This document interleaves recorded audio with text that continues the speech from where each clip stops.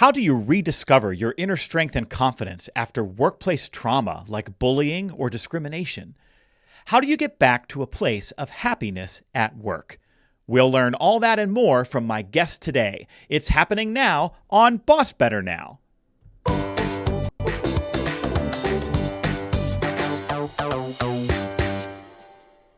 You're listening to BossBetter Now. This show is sponsored by Joe Mull and Associates. Now here's your host, speaker and author, Joe Mull. Welcome back, Boss Heroes, to your weekly dose of advice, humor, and encouragement for bosses everywhere. If you're new to our show, know that we aspire each week to be food for the boss's soul. If you're the kind of leader who tries every day to create the conditions for people to thrive at work, that makes you a boss hero. And this show is for you.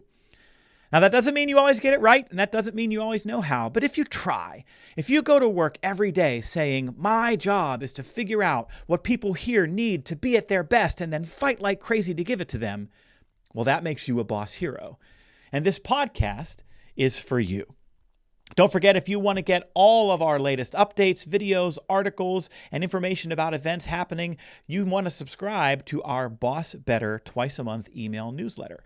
To do that, just text the word Boss Hero to 66866. That's Boss Hero, all one word, to 66866. And you'll get our twice a month Boss Better email newsletter. I am very excited because my guest today is a boss hero herself. She is out in the world helping to create the conditions for people to thrive at work. Zenica Chatman is a certified personal and executive coach, helping women rediscover their inner strength and confidence in the aftermath of workplace-related trauma. Her own journey into coaching and positive psychology began after being left emotionally broken by a pair of workplace bullies at the height of her marketing career. She went on a path to redefine her own self-worth and what it means to be successful at work. Now, as a coach, she helps other women do the same. Specifically, she coaches leaders to develop their own unique leadership style and create work environments that are safe and equitable, while also helping women establish a healthy relationship with work that puts them back into the driver's seats of their careers. Please welcome to Boss Better Now, Zenica Chatman. Hello, Zenica. Hello, Joe, and hello, all the boss heroes out there. I'm so honored and excited to be here today. Well, I am so excited to have you on this show, especially because you have not only taken on the task of helping people through some challenging work circumstances, but you've lived through them yourself. So thank you for being here, and thank you for being willing to share your story with us. Yeah, of course. Well, I would love to start today. I mean, in the introduction there, we heard about this awful experience that you had early in your career. The language you gave me said that you were left emotionally broken by a pair of workplace bullies. So to whatever degree you are comfortable discussing it, would you tell us a bit about that experience that you had surviving workplace bullying? Of course. So I like to describe it and tell people that I was almost fired from my dream job, really. And if you can imagine, kind of, you've worked your way up the ladder. This is the place. It's the company that's been on your dream list. They finally call you back. You get the job. You're in there working. And I had so much respect for my team and the work that we were doing and all of the people around me. I thought, gosh, this is where I'm supposed to be. These people are the best of the best of the best. And after about a year or so into that, I'm thinking, yeah, and I'm killing it just as much as everyone else. And my manager says, hey, we need to talk. And I'm thinking, yes, we do, because it's promotion time. Right? Like my millennial side came out. I'm like, I'm about to get a promotion.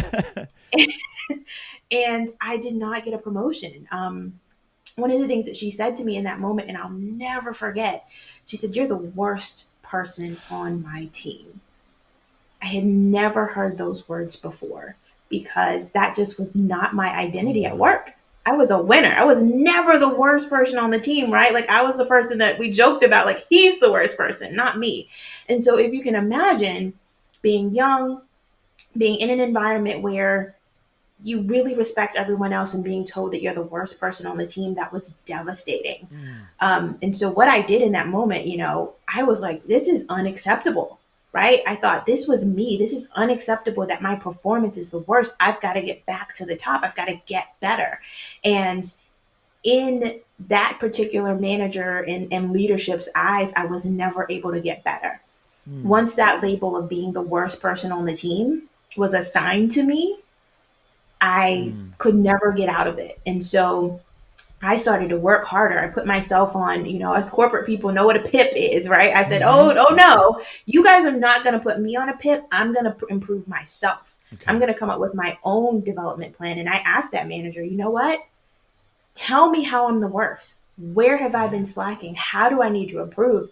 And I went home as a Friday night and I spent that entire Friday evening with a glass of wine writing out all the things that I was going to do to improve. How was I going to make my own personal investments in these areas? What opportunities, elements were available to me through the company to improve? And I presented that back to her, and she said, yeah. I don't think it requires all of this." But that initial meeting was kind of the setup for things to just fall apart. And in the months that followed, I was, my work was heavily scrutinized. All of my high profile projects were taken away from me and assigned to other people, and was replaced with very administrative, menial work to me at the Mm. time.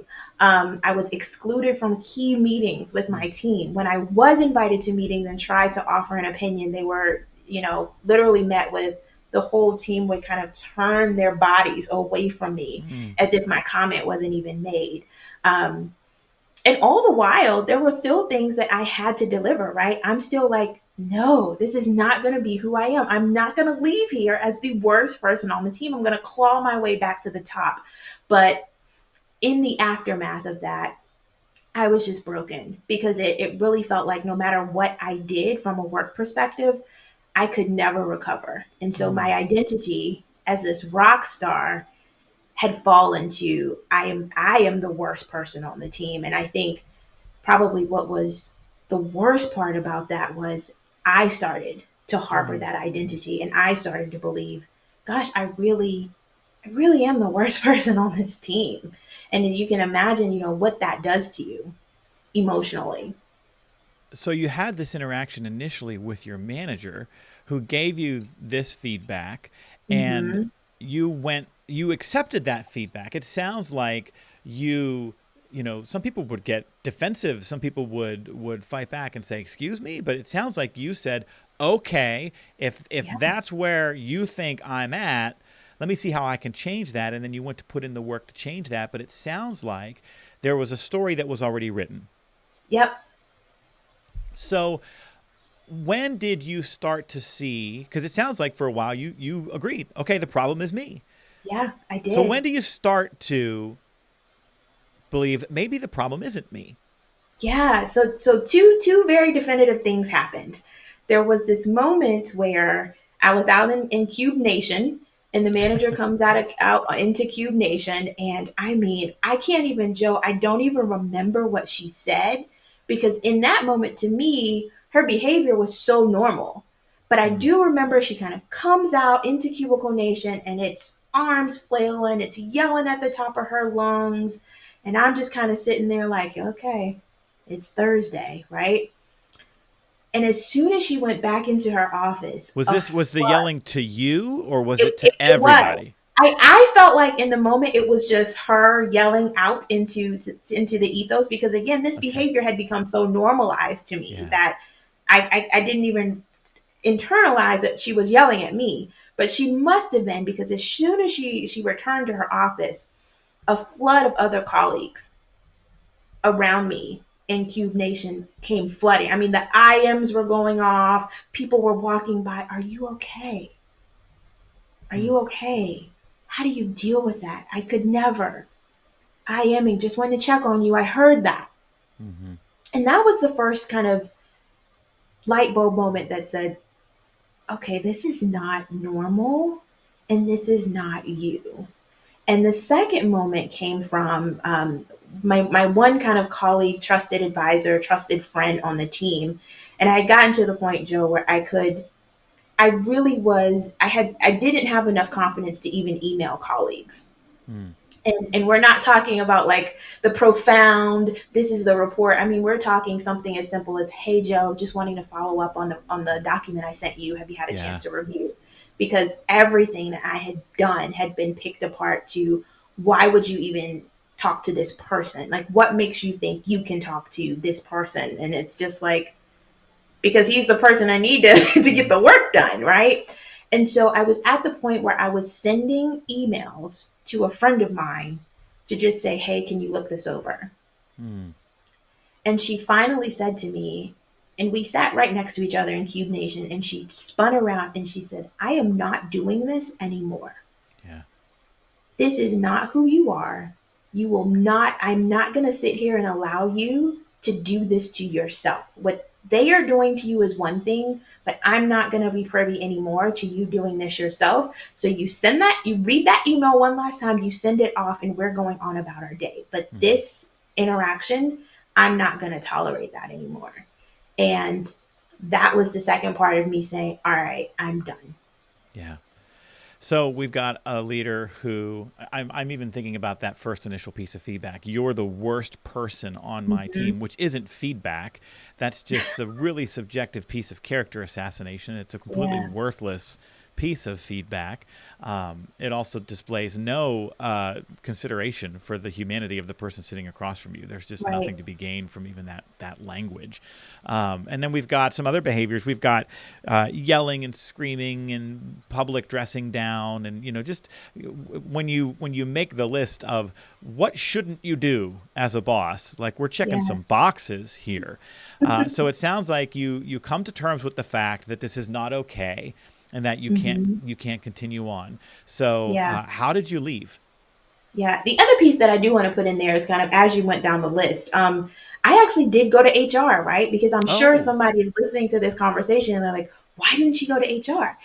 And I did go to HR, and HR said to me, and I said, I'm being treated in a way that I just feel is very demeaning and dehumanizing. And HR said, you know, perhaps what they're doing is trying to make you a better employee. Oh no. And that was another aha moment because I mean, I'm a big leadership development nerd. Hmm. I've been reading leadership development books and going to trainings on my own dime since I graduated college. And I just kind of looked at my HR rep and I said, I may not be a people leader at this company, but I've been trained in several other capacities. And I'm just, I love leadership development. I've probably read more books on it than you. And in none of them have I read the way that you make an employee a better employee is to make them feel like crap. Oh my. Yeah. So I kind of left that going, I think we have a larger problem here Yeah. if HR thinks that this bullying behavior is going to make stronger, better employees. Right, right. So you decide to take your leave of this Yes. organization. How did that happen? Did you have the sort of cliche "take this job and shove it" moment? Did you do 2 weeks notice? Like, what was your exit strategy? How did you get out? My exit strategy, I think most people will be surprised, was very unique. So there was a take this job and leave it type discussion Hmm. that happened. There just was a moment in that, Joe, where I think as an adult, because I was very much an adult Mm-hmm. in this. I wasn't kind of fresh out of college. I was very much an adult, Okay. had a mortgage and all that other stuff at this time. And there just comes a moment in being an adult and in being a grown blankety blank woman that you just have to say, this is not acceptable. And I am no longer going to accept this. And if this is how our relationship is going to continue, this is not going to be Mm-hmm. acceptable. Yep. And I remember in that moment kind of just having this like outer body experience that's kind of like, in the movies where like the kid who's getting bullied is like, you got to stand up. Like, Yeah. this is the moment. And I left that meeting. One, I always tell people it probably wasn't the most professional moment I've ever Mm-hmm. had, but it's one of the most proudest moments of my career because it had to happen. And in that moment, when I walked out of that office, It didn't happen right away. So I was very, very blessed in that it wasn't like, all right, you can go out the door now. But I Mhm. knew, okay, after this kind of exchange, your time is limited. Yeah. And I started to get the balls in motion. Personally, financially, I started preparing my family that this is probably going to be a scenario where I'm going to walk away from this and I'm not Yeah. going to have another opportunity. Um, and I even thought within that company, I was not going to be able to have another opportunity. But it just so happened that teammate was doing some things behind the scenes that I was able to get another call from a completely different department across the company, no interaction whatsoever.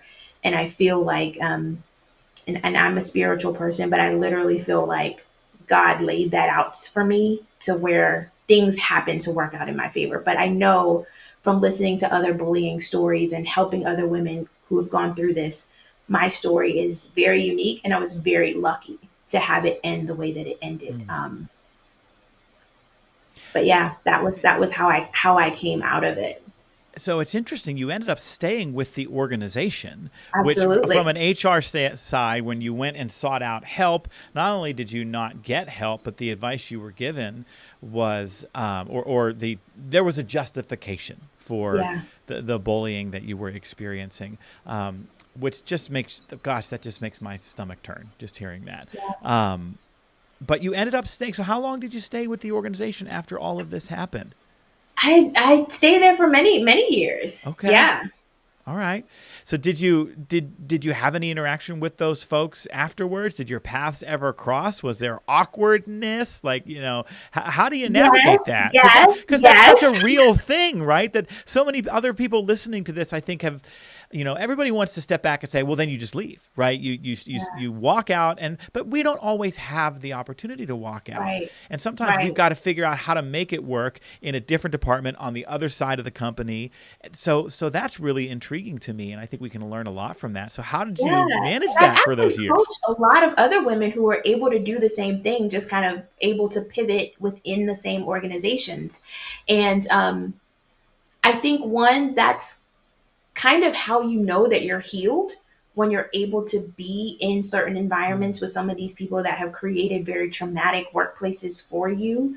But I often tell people the story and the healing didn't stop once I Right. got the new job, right? Like we think like, oh, happily ever after, check the box. No, I was still really hurt. And I think it's even harder when you're in the same organization because you're carrying that stigma. There was this sense Mm-hmm. of, and I see it in my clients too, there was this sense of, oh my God, they're going to find out. They're going to Mm-hmm. find out that I was the worst employee over there, and they picked the wrong person, right? Mm-hmm. Yep. And so you how do you start to put yourself back together? Because the strong, confident, talented person you are when you walk into the place, she's still there. He's still there. But now you've got to peel back the layers. You've got to do the work of saying, all right, what's the lie that I'm carrying now? Mm-hmm. And how long am I going to carry it? Because they're gone now, right? I've got a new team, I've got a new manager. Those people are gone, but I'm still carrying this feeling of being not good enough. And if your confidence is shattered, as you Yep. described it, there's that little voice in your head that's constantly rising up and saying, what if they're right? What if it, Yeah, what if absolutely. what if I am the problem? And it takes a lot of work to reframe that and to change the narrative in between our own ears. So how did you get there, Zenica, when you were going through that, from being in this place where your confidence and your belief in yourself was low, and where you really were able to change that story in your head that, no, this was not about me?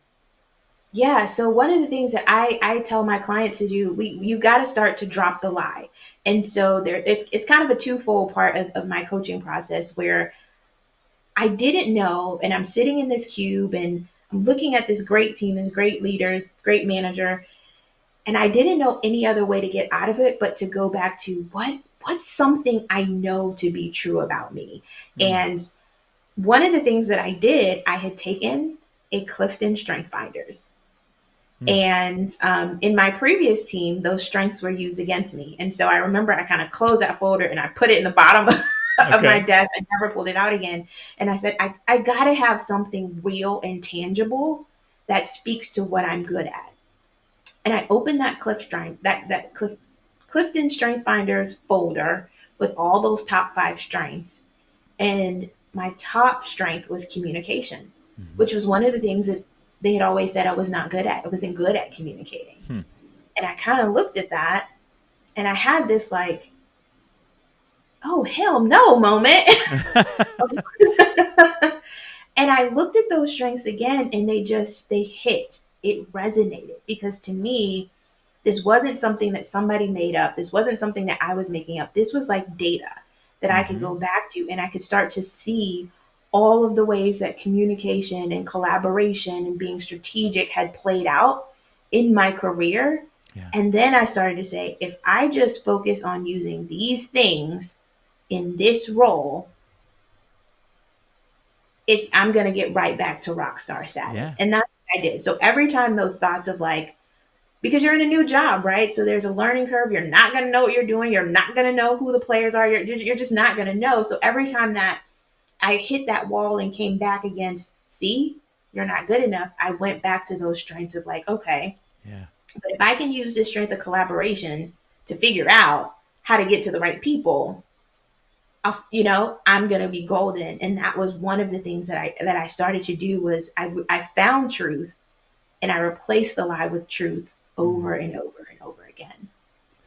So you've obviously gone down this path now where you've taken this experience of your own and you've turned it into a coaching business where you work with other folks and put them on a path of healing in terms of having had similar experiences. So I want to ask you about that in just a minute. But first, we have to pause to do what so many of our friends and listeners come to this show to do, which is to hear the camaraderie question of the week. Camaraderie question of the week is a question that we give our listeners every week here on the show because we build camaraderie on teams by making it possible for people to find things in common with each other.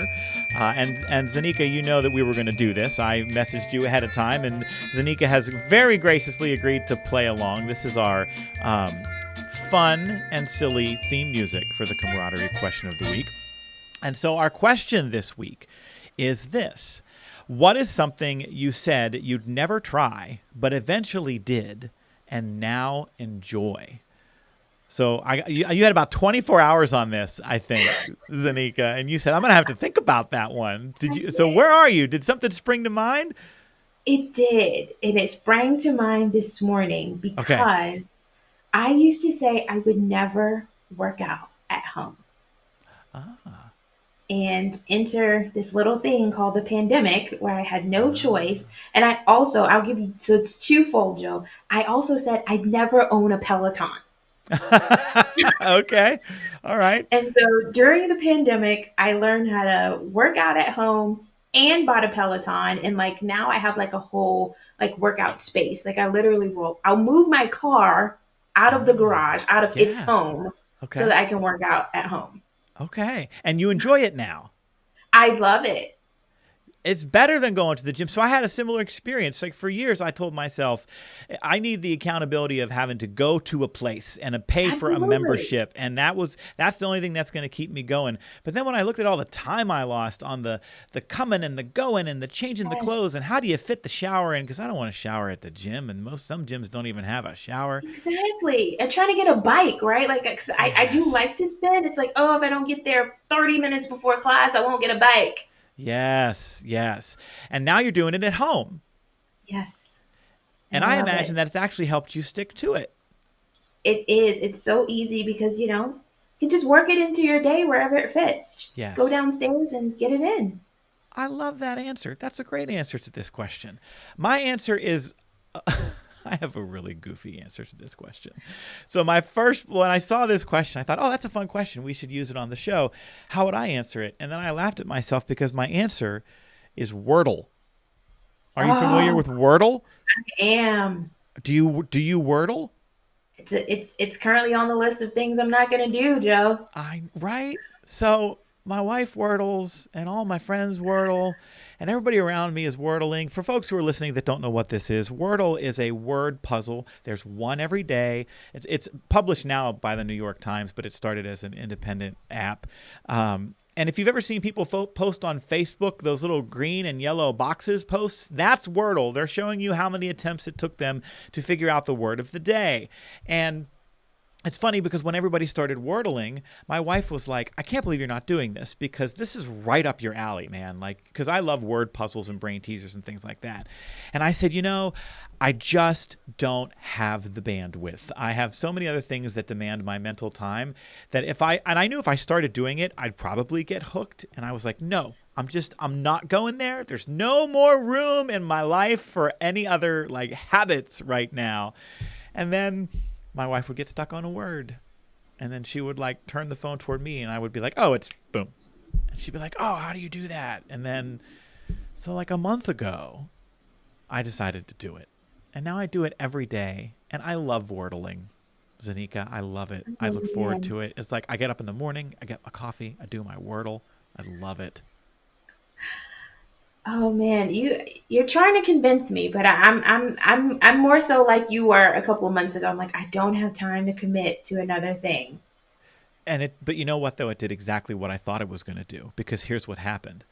I enjoyed it so much. I was like, I don't only want to do one a day. Like if I need to decompress my brain, or if I'm waiting to pick up my son from soccer, like maybe I said to my wife, is there a Wordle app where you can do multiples? And she said, yeah, there's one where you can do as many as you want. And so I downloaded it. And now I probably spend a good 20 minutes a day just turning off my brain, doing like 7 or 8 words. So I ended up doing exactly what I said I wasn't going to do, but I'm enjoying it. So what are you going to do? But now you love it. Look at that. Right? All right. That's the camaraderie question of the week. That's a fun question. I feel like that's kind of a lighthearted question that could really draw some interesting things out on a team. So thank you for playing along with us. Of course. That was fun. All right. So a big part of your work now involves helping women heal from toxic work cultures. What does that look like? How did you start doing that work? Yeah, so I started doing that work in the pandemic, and it really came to me as a result of, here in the States, 2020, in addition to the pandemic, most of us were exposed to the murder of George Floyd and just kind of the corporate outpouring of expression and words, really. And so I was in all of these groups and hearing all of these other women of color. And by then I had kind of been on this path of coaching and understanding how to use coaching really just for myself. And I knew I wanted to do more with it. But as I listened to these stories, and it was kind of juxtaposed between, you've got all of these women of color, all of these stories about how women of color are the fastest growing group of entrepreneurs, but very few of them actually cross the 6-figure mark, right?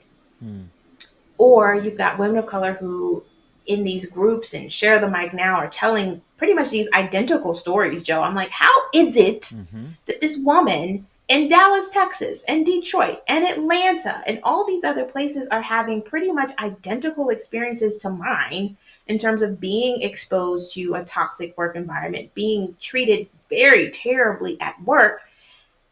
And how do those two things combine, right?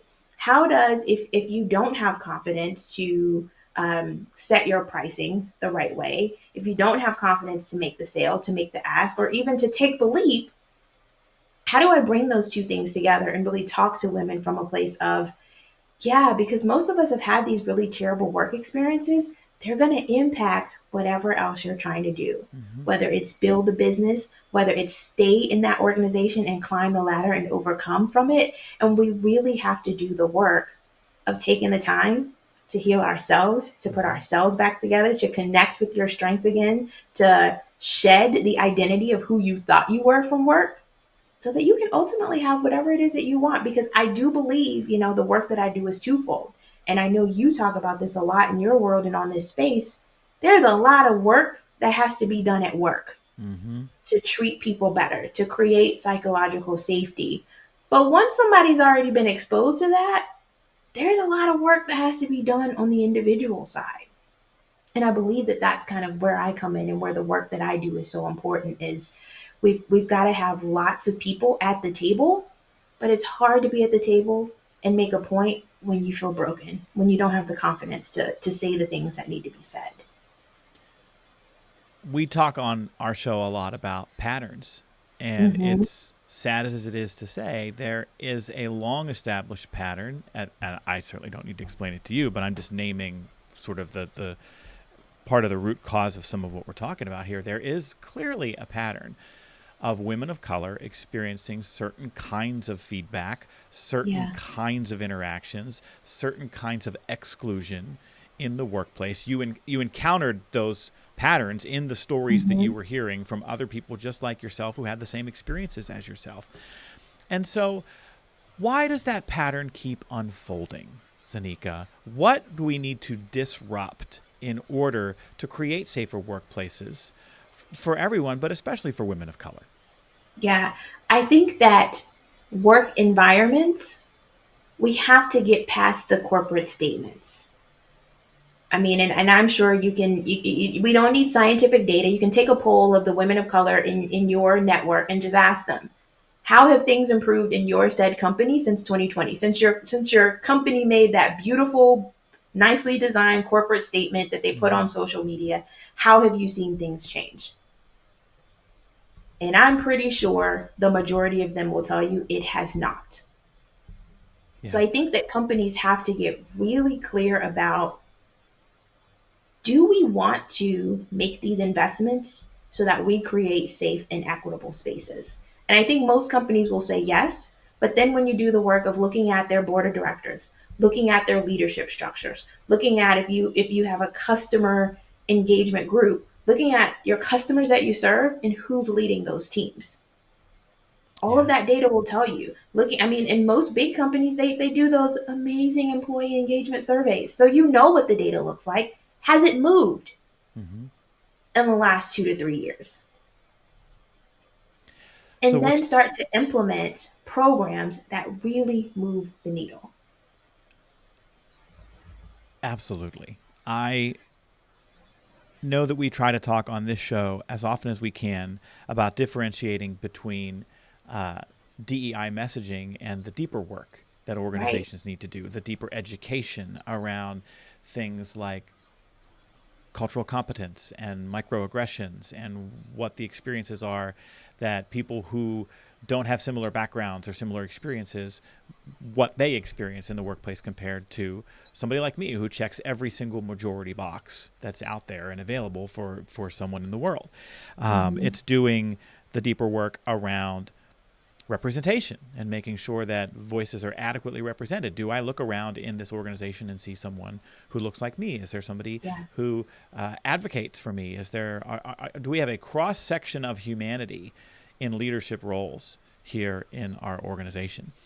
But it sounds like much of the work you're doing right now, Zenica, is one-on-one. Is that right? Yeah. Is that your preferred Oh, way of sharing your expertise and making the change in the world that you want to do?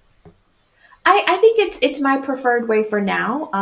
I really enjoy working with the individual. I've gotten a few kind of, hey, do you want to come talk to my team? And Mm, I'll do that work, but I really enjoy watching clients go from, when I tell them, maybe they come into a first coaching session and I tell them, listen, there's going to come a day where that person who caused all that trauma for you is going to show up and you are not going to react.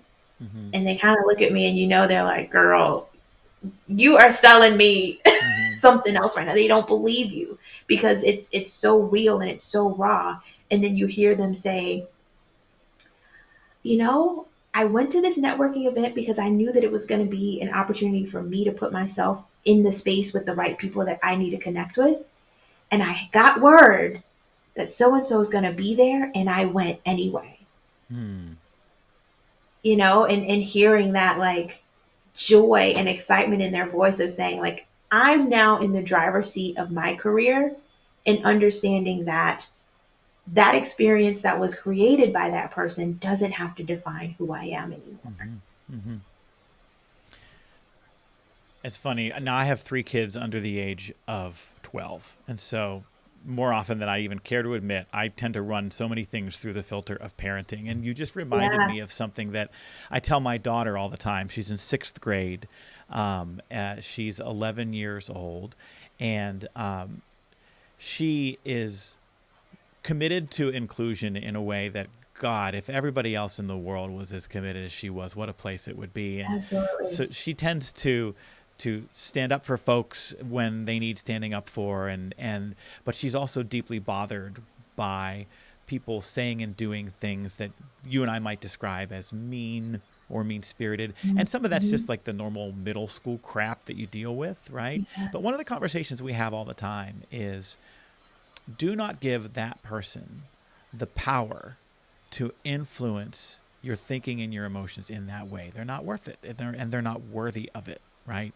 And there's so much of that just kind of echoes what you just said, because it sounds like the work that you're doing with your coaching clients is really just trying to crawl between their ears and saying, no, no, no, we have to change the story that you believe Yeah. about what's happening here. Yeah. That's a lot of the work that we do, is kind of bringing them back to, here's what you say you want, and here's how the story that you're telling me is stopping you from getting there. But also doing it in a way, because I think one of the things that makes me unique as a coach is doing it in a way that also validates their experience. Because I think when you are a woman of color, person of color, when you have these experiences that we have had, that we've shared, there's often times when you go to some of the traditional coaching routes that wants to convince you that the problem is all you, when we know there are other isms and biases and all these Right. things that sometimes we have to acknowledge. Right. So it's more about also kind of walking them through that, but also validating their experience a little bit too, and being another safe place to say, yeah, girl, that happened to you. Yeah. Right. Because that's another part of we try to minimize that, of like, well, I mean, I don't really think I was discriminated against for whatever reason. It could be because I'm young. It could be because I'm old, I'm black, or whatever. But I don't want to say that. But it's like, but what if we just say that and let's move Yeah. on? Yeah. And if you don't have folks in your network who will help you get to the place where you are willing to admit what is or has happened to you, Yeah. then you just get caught up in these cycles of trauma like you described at the beginning, of having your confidence shattered, of blaming yourself. So you're doing important work in the world, my friend. I'm Thank glad you, you're my out there friend. doing it. I know you created a work detox program called Surviving Yes. Corporate that helps women establish healthier relationships at work. Tell us more about that. Absolutely. So, surviving corporate kind of just came out of a happy hour with my friends, Mm, where I was telling them about the work that I was doing with coaching, and they were like, it sounds like it's just like this boot camp. And I was like, that's exactly what it is. It's boot camp hmm, to survive kind of the experiences that we're having in corporate America. But it's a funny play on words, but it's also a little bit more than that. It's an opportunity for women to connect back with themselves, to really get crystal clear on what is it that you want.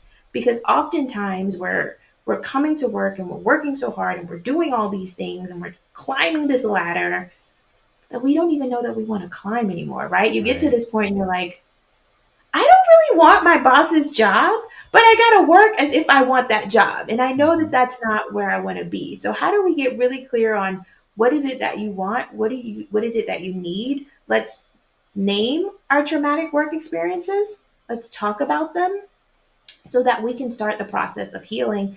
And we also talk a great deal in that program about the importance of rest and stepping back, because oftentimes we think the answer to any of our work related problems is to work more. Hmm.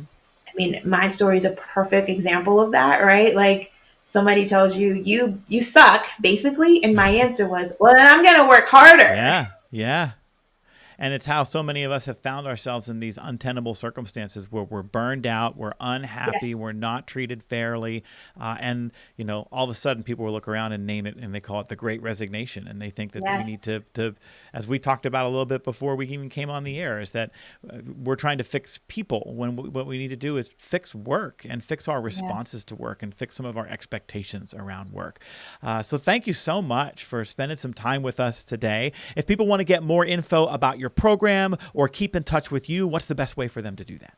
The best way to keep in touch with me is to follow me on the socials. So I'm Zenica Chatman on LinkedIn and Z_Chatman on Instagram. But you can also, if you want to learn more about surviving corporate, we are going to open the doors to that program again in 2023. But you can go ahead and get on the wait list, and you can do that at zenicachatman.com. And that is Zenica Chatman. That's right. Fantastic. Well, I'm so glad you got to spend time with us today. We're going to probably get to talk with you again, I hope, sometime. We'll have you back to talk a little bit more about the work you're doing in the world. My sincerest thanks to Zenica for sharing her story and her expertise with us. If you've listened this far, then I have one small ask for you this week, and that is this. Please share this show. There are too many people out there in the world right now who need to hear Zenica's story and benefit from what she had to say today. Likewise, there are many, many bosses out there who need a weekly dose of advice, humor, and encouragement. So, in service to others, take a moment and share this episode on your LinkedIn or Facebook page and encourage others to check it out. Thanks for listening, and thank you, Boss Heroes, for all that you do to care for so many.